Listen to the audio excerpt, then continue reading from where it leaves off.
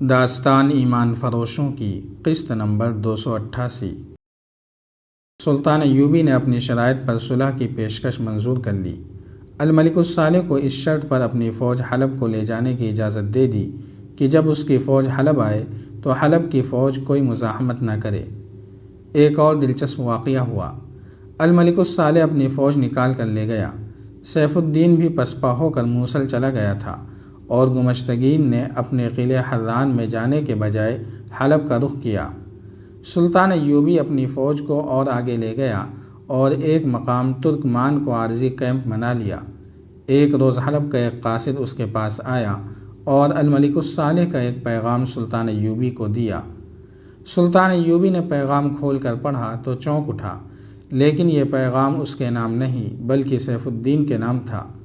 الملک الصالح نے سیف الدین کو لکھا تھا، آپ کا خط مل گیا ہے جس میں آپ نے اس پر خفگی کا اظہار کیا ہے کہ میں نے صلاح الدین ایوبی کے آگے ہتھیار ڈال کر صلح کر لی ہے۔ بے شک میں نے ایسا ہی کیا ہے، لیکن میرے لیے اور کوئی راستہ نہ تھا۔ میری فوج اس کی فوج کے گھیرے میں آ گئی تھی۔ میرے سپاہی تھکے ہوئے، ڈرے ہوئے اور زخمی تھے۔ میرے سالاروں نے مجھے مشورہ دیا کہ صلاح الدین ایوبی کو صلح کا دھوکہ دیا جائے اور اپنی فوج کو اس کے چنگل سے نکالا جائے۔ میں نے یہی بہتر جانا اور صلاح الدین ایوبی کو صلح کا پیغام دے دیا۔ محترم غازی سیف الدین، آپ مطمئن رہیں، میں نے وقت حاصل کرنے کے لیے صلح کی ہے، ورنہ میرے پاس آج ایک بھی سپاہی نہ ہوتا۔ میں اب حلب میں اپنی فوج کی تنظیم نو کرا رہا ہوں، نئی بھرتی شروع کرا دی ہے۔ میں نے صلاح الدین ایوبی کی یہ شرط تسلیم کر لی ہے کہ اس کی فوج جب حلب میں آئے گی تو ہماری فوج مزاحمت نہیں کرے گی، لیکن وہ جب یہاں آئے گا تو اس کی فوج کو ایسی مزاحمت ملے گی جو اس کے تصور میں بھی نہیں آ سکتی۔ آپ اپنی فوج کو ازسر نو تیار کر لیں۔ ہمیں صلاح الدین ایوبی کے خلاف لڑنا اور اس کی طاقت کو ختم کرنا ہے۔ اس پیغام میں اور بھی بہت کچھ لکھا تھا۔ مورخوں نے اس پر اتفاق کیا ہے کہ الملک الصالح نے سلطان ایوبی کو صلح کا دھوکہ دیا تھا، اور اس پر بھی کہ الملک الصالح نے سیف الدین کے خط کے جواب میں جو جواب لکھا غلطی سے سلطان ایوبی کو مل گیا تھا، یا یہ قاصد سلطان ایوبی کا جاسوس تھا۔ یورپی مورخوں نے لکھا ہے کہ یہ قاصد کی غلطی تھی۔ دو نے لکھا ہے کہ پیغام سربہ مہر کیا گیا تو باہر غلطی سے سلطان ایوبی کا نام لکھ دیا گیا تھا۔ مسلمان مورخوں، جن میں سراج الدین خاص طور پر قابل ذکر ہے، لکھتا ہے کہ سلطان ایوبی کا نظام جاسوسی ایسا باکمال تھا کہ الملک الصالح کا قاصد اس کا جاسوس تھا۔ وہ الملک الصالح کا اتنا اہم پیغام سلطان ایوبی کے پاس لے آیا۔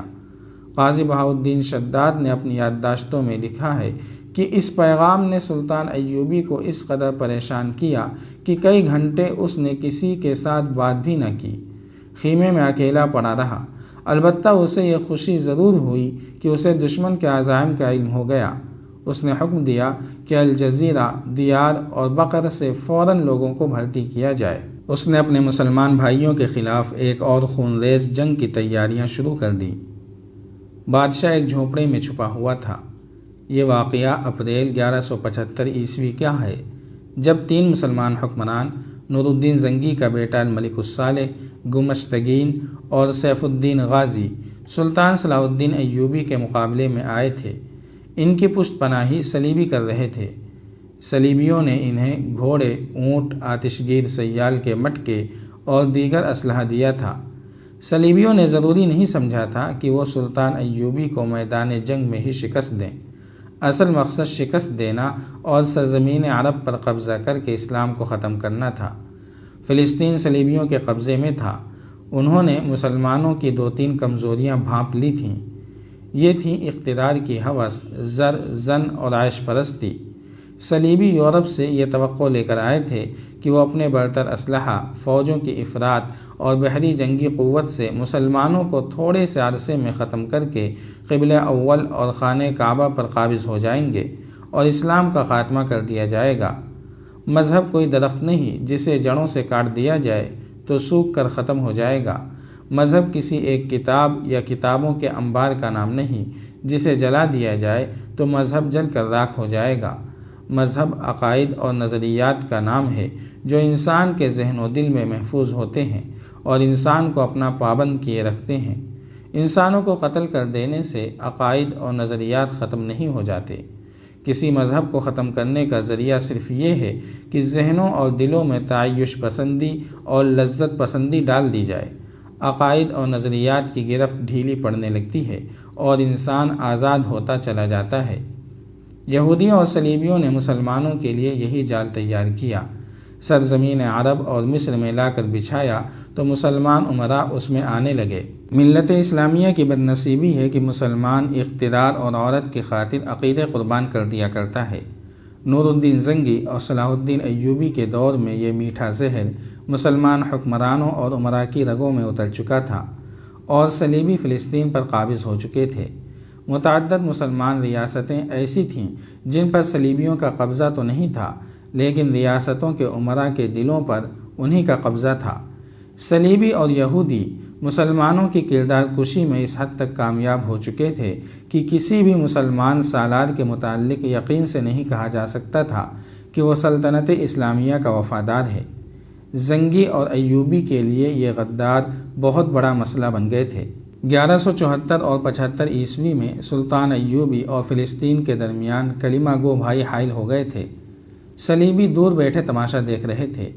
سلطان ایوبی ہر میدان میں صلیبیوں کو شکست پہ شکست دیتا چلا آ رہا تھا، مگر صلیبیوں نے مسلمان امراء کو ہی اس کے مقابلے میں کھڑا کر دیا۔ اس کا بے حد تکلیف دہ پہلو یہ تھا کہ نور الدین زنگی کا اپنا بیٹا الملک الصالح اسماعیل اس کی وفات کے بعد سلطان ایوبی کے مخالف کیمپ میں چلا گیا۔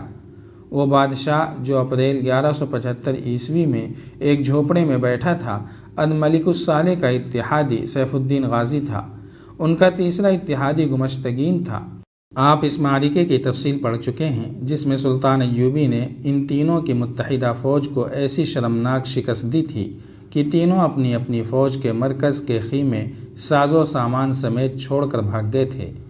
ان کے جو جنگی قیدی سلطان ایوبی کی فوج نے پکڑے تھے انہیں مسلمان سمجھ کر رہا کر دیا گیا تھا۔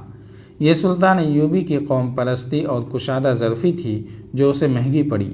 یہ قیدی واپس گئے تو انہیں فوج میں لے کر چند دنوں میں بکھری ہوئی فوجیں منظم کر لی گئیں۔ یہ تو چند دنوں بعد کی بات ہے۔ میدان جنگ سے الملک الصالح، سیف الدین غازی اور گمشتگین کا بھاگنا بڑا عجیب تھا۔ انہیں ایک دوسرے کا ہوش نہیں تھا۔ گمشتگین حران کا قلعے دار تھا جو بغداد کی خلافت کے تحت تھا، لیکن جنگ سے پہلے اس نے خود مختاری کا اعلان کر دیا تھا۔ وہ بھاگا تو حران جانے کے بجائے حلب چلا گیا، جسے الملک الصالح نے اپنا دارالخلافہ بنا رکھا تھا۔ وہ اس خوف سے حران نہیں گیا تھا کہ سلطان صلاح الدین ایوبی تعاقب میں آ کر اسے پکڑ لے گا۔ سیف الدین ایک اور شہر موصل اور اس کے مضافات کا حکمران تھا۔ وہ حکمران ہی نہیں، سالار بھی تھا۔ میدان جنگ کے داؤ پیچ سے واقف تھا، جنگجو تھا۔ اس نے اپنا ایمان بیچ ڈالا تھا جو مومن کی تلوار بھی ہوتا ہے، ڈھال بھی۔ وہ میدان جنگ میں بھی حرم کی چیدہ چیدہ لڑکیوں اور ناچنے والیوں کو ساتھ لے گیا تھا۔ شراب کے مٹکوں کے علاوہ خوبصورت پرندے بھی اس کے ساتھ تھے۔ وہ عیش و عشرت کا یہ سارا سامان وہیں چھوڑ کر بھاگا تھا۔ اس کے ساتھ بھاگنے والوں میں اس کا نائب سالار اور ایک کماندار بھی تھا۔ اسے موصل جانا تھا، لیکن سلطان ایوبی کے چھاپہ مار دشمن کے عقب میں چلے گئے تھے۔ انہوں نے دشمن کی بکھری ہوئی فوج کے لیے پسپائی محال کر دی تھی۔ سیف الدین اور اس کے دونوں ساتھیوں نے شاید چھاپہ ماروں کی کوئی پارٹی دیکھ لی تھی، جس سے بچنے کے لیے وہ موصل کے راستے سے بھٹک گئے۔ یہ علاقہ اس دور میں عجیب تھا، ریگستان بھی تھا، چٹانی بھی اور کہیں سرسبز بھی۔ وہاں انہیں چھپنے کی جگہ ملتی رہیں۔ وہ موصل سے تھوڑی ہی دور تھے۔ رات گہری ہو گئی تھی۔ انہیں چاندنی رات میں کچھ مکان نظر آئے۔ سیف الدین نے پہلے ہی مکان کے دروازے پر دستک دی۔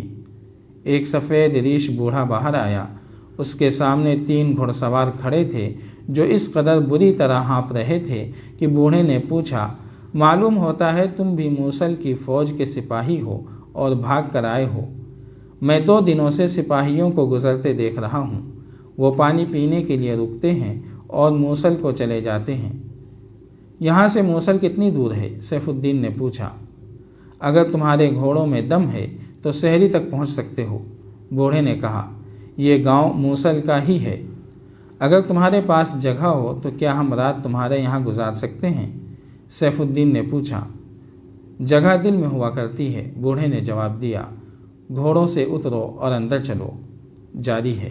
اگر آپ کو یہ قسط وار سلسلہ پسند آ رہا ہے تو لائک، شیئر اور کمنٹ کے ذریعے ہماری حوصلہ افزائی کریں۔ جزاک اللہ خیرا۔